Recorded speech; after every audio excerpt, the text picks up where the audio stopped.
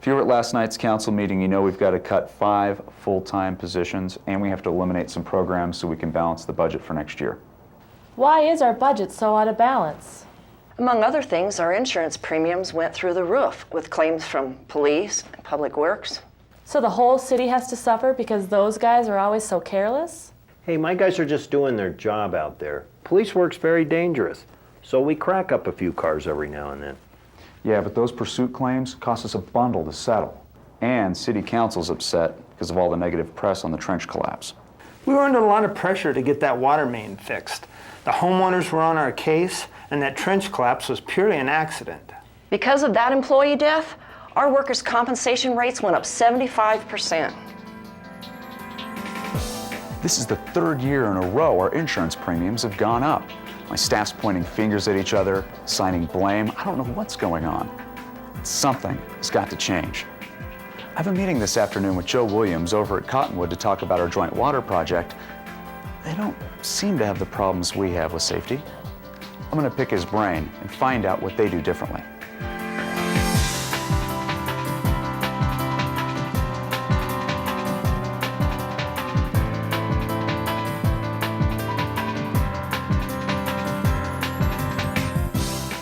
I just can't get a handle on these accidents, Joe. I mean, our safety committee meets when they can. They conduct inspections. We hold safety training classes, and we even implemented a safety awards contest. But we keep having all these accidents that are costing us a ton of money. Let me ask you a question, Bill. Do your department heads support your safety program? Well, sure. I mean, we have a safety committee that keeps pretty busy coordinating the training sessions and doing the accident investigations.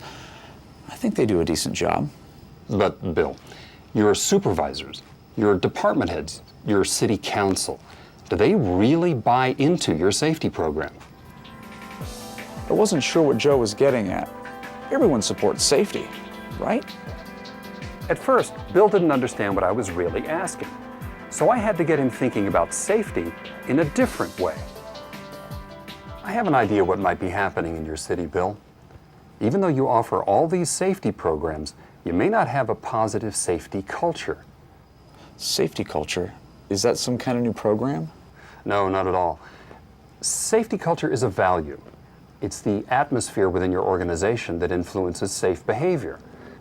A safety culture consists of shared beliefs, practices, and attitudes.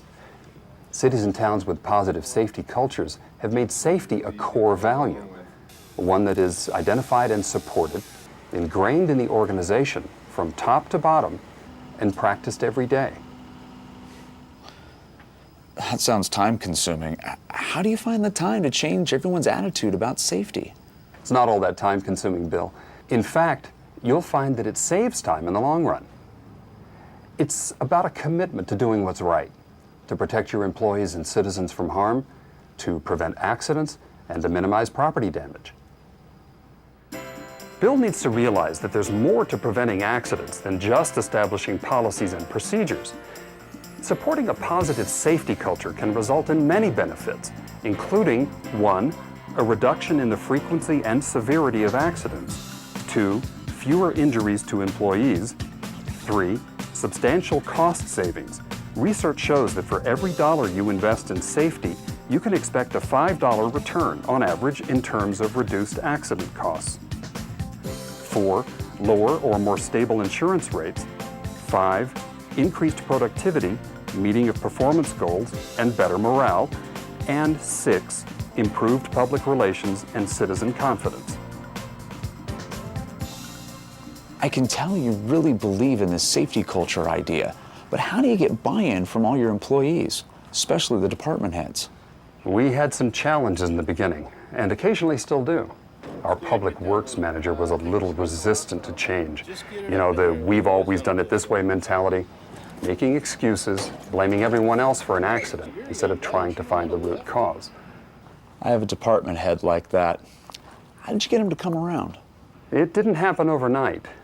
We had to redefine performance expectations and let everyone know that safety would be an important part of their performance reviews. We also installed a cost allocation system where departments help pay for preventable accident costs out of their department budgets. That really pays dividends. So you make them responsible. and hold them accountable. Exactly.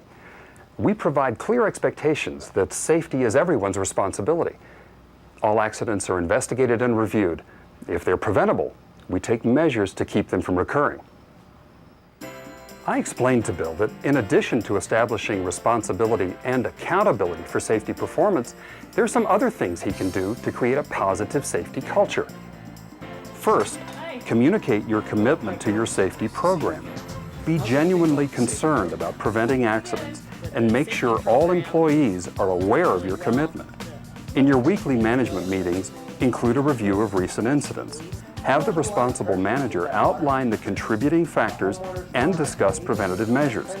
This focus on safety sends a strong message of your commitment to a positive safety culture. Second, support safety items in your budget. Safety has to be established as a constant priority and adequate budgets approved. If you advise your elected officials of the potential cost savings, they'll be more willing to approve your safety expenditures. Third, you must set an example by following your own safety policies and procedures.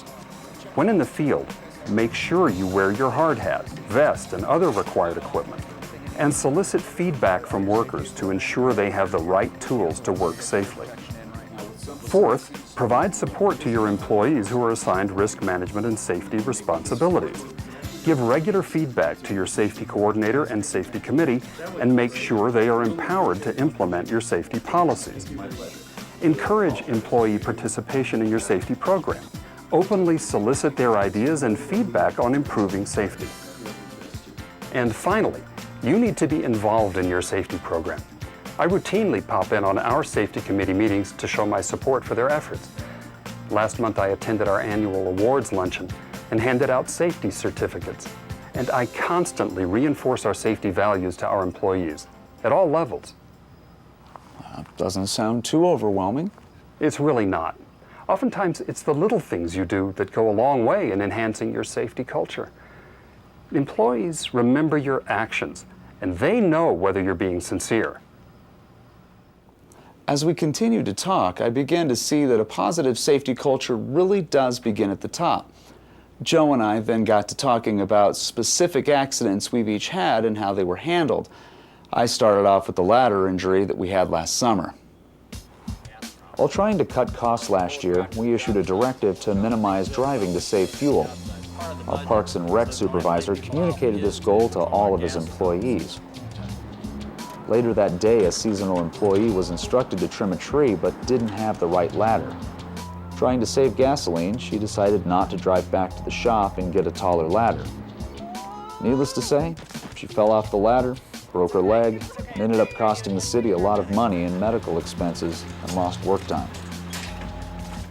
The seasonal worker had been properly trained. She knew she was supposed to use a taller ladder, but tried to please her boss by saving a little bit of gas. Sometimes we exhibit attitudes and behaviors that send the wrong message to employees. We unknowingly set up barriers to safe job performance. It certainly wasn't anyone's intention to hurt your employee, but the worker should not have had to choose between saving a few dollars of gasoline and her own safety. You're right. We've also had a slew of vehicle accidents, especially in the police department. What have you done to prevent collisions? We used to have the same problem. Then we implemented a new program that included only hiring drivers with good records. We check MVRs on everyone at least annually. We've always enforced seatbelts for the driver and all passengers anytime a vehicle is in motion. All employees who drive for the city must go through annual defensive driving training. And now we require field evaluations for employees who drive for the city. Even your police have to go through this training? Yes, even the police. They need reinforcement on safe driving procedures as much as anyone, especially for emergency situations. So you've eliminated all your vehicle accidents? Well, not completely. We still have a few, but the frequency and severity of the accidents have been reduced substantially. When they do occur, we complete a full investigation and have an accident review committee evaluate the report for preventability. If a vehicle accident is considered preventable, we then determine the proper corrective action for the driver. This could range from retraining all the way to termination. So you hold them accountable? Exactly. And it works. As I'm sure you've seen on the news, we've had 4 different police pursuit claims this past year. My chief just passes it off as the cost of doing business. Says things like, "Oh, that's what insurance is for."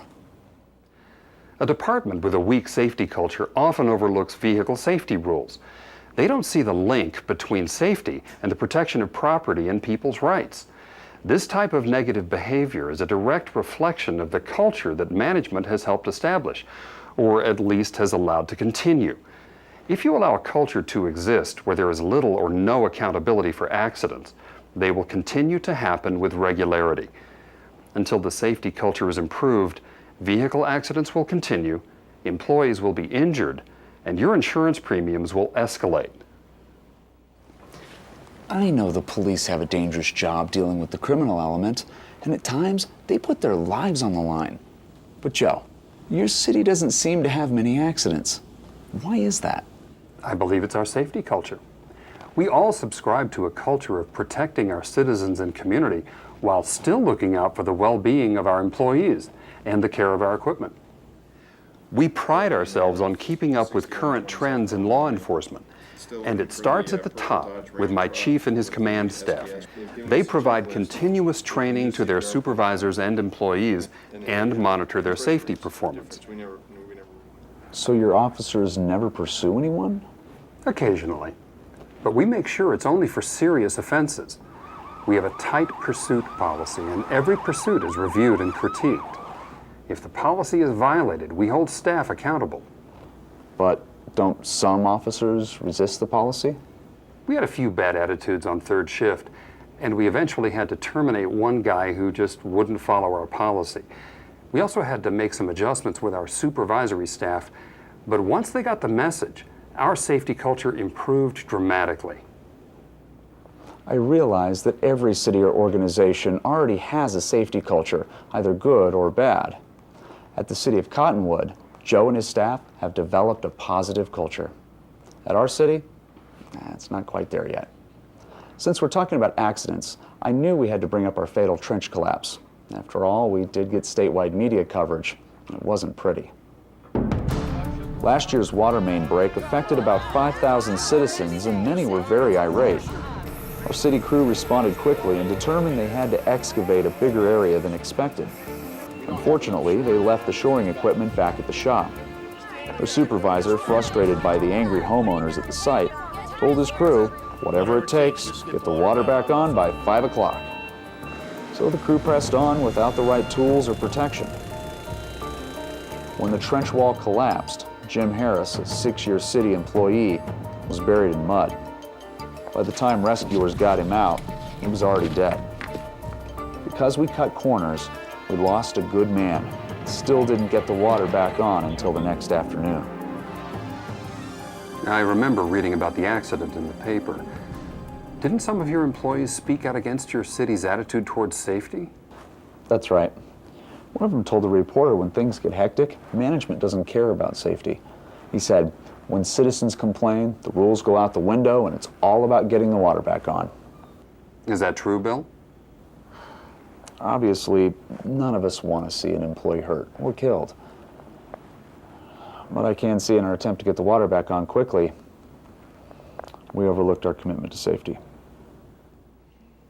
I could tell Bill felt awful about the death of his employee, so I didn't lecture him about his city's poor safety culture.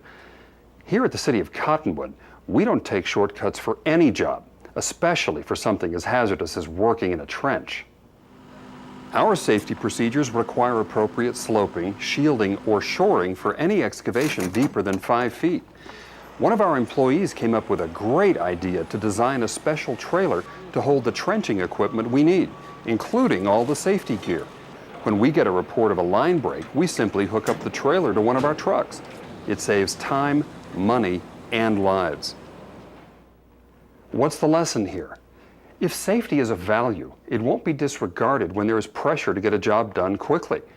Your employees' safety cannot be compromised by citizen complaints, arbitrary schedules, or political pressures. Insist on following safety rules and procedures at all times. Well, it sounds like every safety issue can be improved by developing a positive safety culture. And some other management issues as well. Maintaining a positive safety culture can affect issues such as sexual harassment, violence in the workplace, and security. I've found that your culture can have a remarkable influence on employees' morale and productivity. Joe, can you give me some tips on how I can measure the safety culture in my city? What you can do first is review your loss history. If you have a high number of costly claims in one or more departments, jobs, or activities, this may be an indication that employees are working at risk. The safety culture in those departments may need to be improved.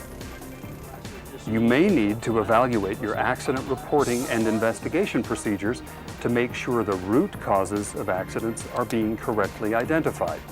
Then implement and enforce follow-up measures to prevent another accident. Ask yourself what you're doing to enhance your safety culture and think about what you can do differently. Examine your safety program to see what activities are working or what new activities need to be added. Then ask your supervisors, managers, and employees what they think about your safety culture. Encourage your employees to become more involved in growing and perpetuating an effective culture. Welcome their feedback and ideas. A great way to get employees involved is to implement an observation and feedback system. When asked to contribute, you'll find many employees willing to step up to the plate and show their commitment to safety.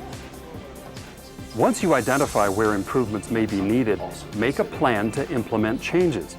Goals can be established and specific activities can be designed to improve your safety culture. Only then will you begin to see the benefits of a positive culture.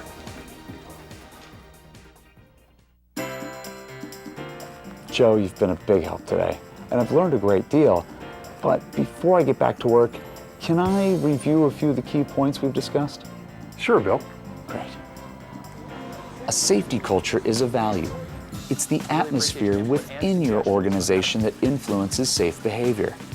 A positive culture consists of shared beliefs, practices, and attitudes, all designed to make safety a core value.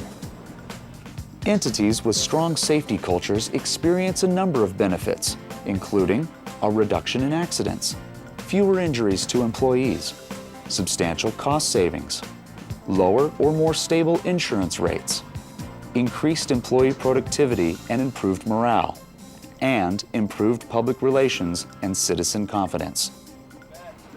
You may encounter negative attitudes towards safety and at-risk behaviors that must be changed.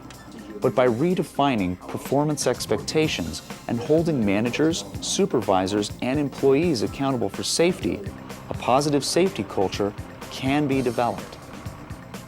Management can improve the safety culture within your entity by communicating your commitment to safety to everyone in your organization, supporting safety items in your budget, setting an example by following your own safety policies, providing support to staff and encouraging employee participation, and staying involved in your city's safety program. Once we determine the status of our present culture, we can then develop a plan with specific goals and activities that will sustain a positive safety culture. Thanks so much, Joe. You've given me a lot to think about today. I've got to get back to the office. We've got some work to do to improve our safety culture. Thanks again. I hope I was some help to Bill, but he's got some issues to deal with. Developing a positive safety culture takes a real commitment to making safety a core value in your organization. As city managers and supervisors, we're faced with many issues and priorities. We all work hard to make our communities a safe place to live and our entities a safe place to work. By developing, implementing, and maintaining a positive safety culture, we can accomplish both of these goals. Good luck in developing a positive safety culture.